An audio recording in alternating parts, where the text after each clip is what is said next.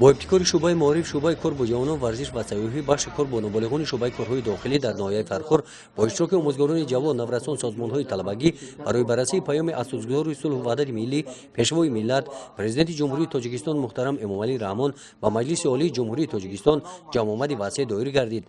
در برآمد مدیر شعبه معارف و علم ناحیه قید گردید که در ناحیه فرخار 65 مکتب، 4 مکتب تیپی نو، 10 مؤسسه تا مکتبی و خانه بچگانه فعالیت دارند که در آنها 33789 نفر خوانندگان و تعلیم و تربیت فرا گرفته شدند. 2208 نفر آموزگاران و کار فرا گرفته شدند. از روی تحلیل ها معین گردید که در جنبه 30 سال معارفچیان ناحیه فرخار با دستاوردهای نظررس نائل گردیدند. در این دوره شماره کودکان امکاناتشان محدود که به تعلیم فراگیر جلب کرده شدند از 1 نفر و 14 نفر رسانیده شده با فرمان شعبه معارف از حساب خوانندگان و آموزگاران اختیاریان تشکیل یافته و کودکان امکاناتشان محدود وابسته کرده شدند.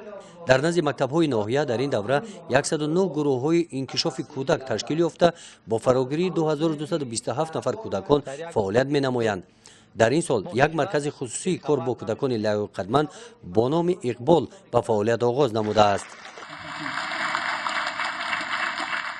امسال بینای نوی شعبه معارف با فعالیت آغاز کرد که برای پیش بردن فعالیت کار تعلیم و تربیت در ناحیه بسیار مساعد است. اینچنین ما در این سال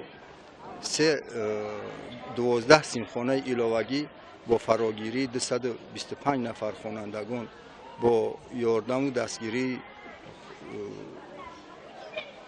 اهالی و سرمایه‌داران ساخته به استفاده دادیم که با این واسطه از 7 مؤسسه تعلیمی که آنها در 3 بست تعلیم می‌گردند شماره آنها را به 1 عدد رسانیدیم. اینچنین در دوام سال ما 3 تا مؤسسه تحصیلات تا مکتبی را به استفاده دادیم که در آنها زیاده از 128 نفر کودکان با تعلیم و تربیت فرا گرفته شدند.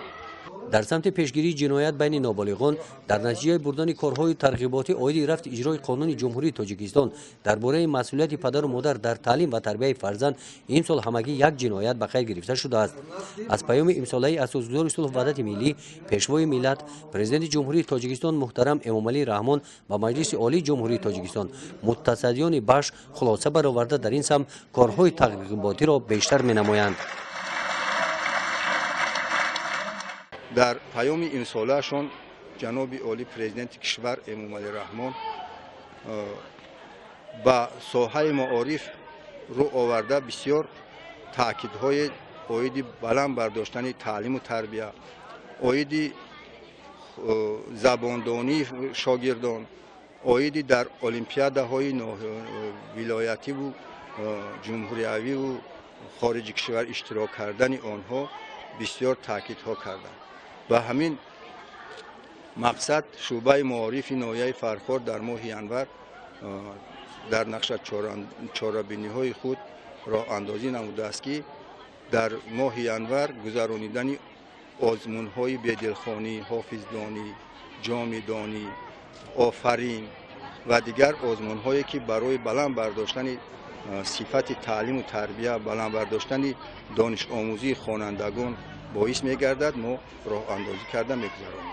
پرزیدنت کشور در پیام نوبتیشان مخصوصاً به ما خوانندگان بیشتر توجه نموده، تاکید نمود که هرچی دانش اندازی خود را زیاد نموده، تکنولوژی نو را از خود کنیم، یعنی هرچی بیشتر دانش اندازی خود را زیاد نموده از دیگر کشورها قفا نمانیم.